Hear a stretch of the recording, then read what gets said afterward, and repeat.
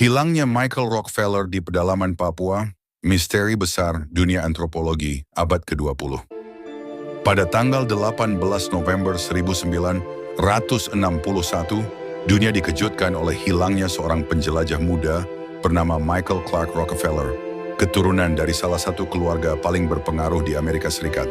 Ia adalah putra Nelson Rockefeller, gubernur New York yang kelak menjadi wakil presiden Amerika Serikat, sekaligus cucu dari John D. Rockefeller Jr., tokoh industri besar dan pendiri kerajaan minyak Standard Oil. Namun di mata para antropolog dan pecinta etnografi, Michael bukan sekadar pewaris keluarga kaya.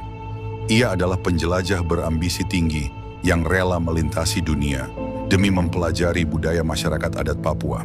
Setelah menyelesaikan pendidikan di Harvard, Michael memilih jalan yang tidak biasa bagi anak-anak keluarga Rockefeller lain. Ia bergabung dalam ekspedisi antropologi Harvard's Peabody Museum dengan tujuan mendokumentasikan seni dan budaya suku-suku asli Papua. Ekspedisinya terbagi menjadi dua. Ekspedisi pertama ke suku Dani, Wamena, Lembah Baliem. Michael mempelajari struktur sosial, ritual, dan seni perang suku Dani. Sementara untuk ekspedisi kedua ke suku Asmat, pesisir selatan Papua. Penelitian berfokus pada seni ukir, budaya Kanu, dan struktur sosial religius suku Asmat yang terkenal kompleks. Pada ekspedisi kedua, inilah ia melakukan perjalanan paling berisiko yang kemudian menjadi perjalanan terakhirnya. Ekspedisi ini dilakukan bersama Rene Wassing, seorang antropolog Belanda, dan dua pendamping lokal, Alfons Wospakrik dan Asmat Geisel. Dengan menggunakan katamaran mesin untuk menyusuri sungai dan pesisir selatan Papua menuju Laut Arafuru. Pada hari itu, rombongan Michael berada di perairan antara Agats dan Atesjay, dua wilayah komunitas Asmat.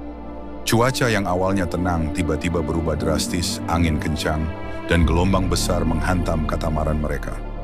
Kapal dihantam badai dan terbalik. Keempat orang berusaha bertahan dengan cara memegangi badan perahu. Jarak dari daratan diperkirakan sekitar 3-5 kilometer. Setelah berjam-jam menunggu tanpa tanda bantuan, Michael membuat keputusan berani dan nekat. I think I can make it. Ia melepaskan diri dari perahu dan berenang ke arah pantai untuk mencari pertolongan. 3 orang lainnya tetap bertahan pada perahu terbalik dan pada akhirnya diselamatkan oleh penduduk lokal dan otoritas Belanda. Beberapa jam kemudian Michael tidak pernah terlihat lagi. Sementara, hilangnya pewaris keluarga Rockefeller membuat dunia internasional geger. Otoritas Belanda mengerahkan kapal patroli laut, pesawat militer dan amfibi, tim pencari dari pemerintah kolonial, dan bantuan penduduk lokal, serta dukungan dari pemerintah Amerika Serikat. Pencarian berlangsung berminggu-minggu, bahkan berbulan-bulan. Namun tak ditemukan tubuh, pakaian, barang pribadi, atau bukti jelas lainnya. Bahkan sampai hari ini, tidak ada jawaban pasti tentang apa yang terjadi setelah ia melompat ke laut. Beberapa teori populer pun berkembang. Satu tenggelam atau dimangsa predator. Laut Arafura dikenal sebagai habitat buaya muara, hiu karang, dan hiu laut dalam. Kemungkinan Michael kelelahan dan terseret arus kuat menuju laut terbuka. 2. Dibunuh oleh suku setempat. Beberapa laporan kolonial kala itu menyebut konflik antara Belanda dan beberapa suku setempat, termasuk balas dendam atas pembunuhan kepala suku oleh otoritas kolonial 2 tahun sebelumnya. Spekulasi ini menyatakan Michael mungkin dibunuh sebagai bentuk revenge ritual. Di sisi lain, beberapa rumor bahkan menyebut potensi masifnya kanibalisme.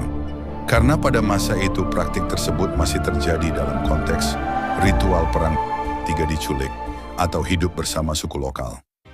Beberapa peneliti dan penulis seperti Carl Hoffman dan yang lainnya mengajukan teori bahwa Michael mungkin bertahan hidup dan berasimilasi dengan komunitas terpencil, namun tidak ada bukti otentik yang mendukung gagasan tersebut.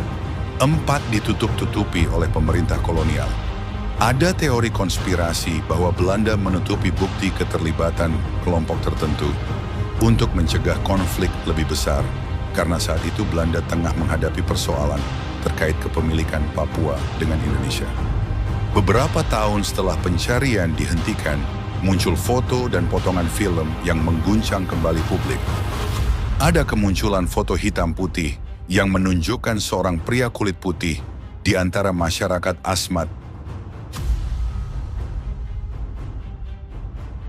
Foto tersebut menjadi sensasi, bahkan dikaitkan sebagai bukti hidupnya Michael Rockefeller. Namun setelah diteliti, tidak ada kecocokan wajah secara ilmiah, tidak ada bukti pendukung, dan diperkirakan itu adalah misionaris atau peneliti Eropa lain. Meski begitu, kemunculan dokumen TSB membuat misteri ini tetap hidup, bahkan sampai sekarang banyak yang percaya Michael mungkin saja selamat. Dan lebih dari 60 tahun telah berlalu, namun hilangnya Michael Rockefeller tetap menjadi cerita yang memikat para peneliti, sejarawan, dan pemburu misteri. Apakah ia tenggelam, dibunuh, dikorbankan dalam ritual, atau hidup sebagai bagian dari suku setempat? Tidak ada yang benar-benar tahu. Yang pasti, peristiwa ini menjadi salah satu legenda sejarah Papua yang menghubungkan antropologi, politik, dan drama manusia dalam satu kisah tragis, yakni sebuah misteri yang terus hidup dalam ingatan dunia.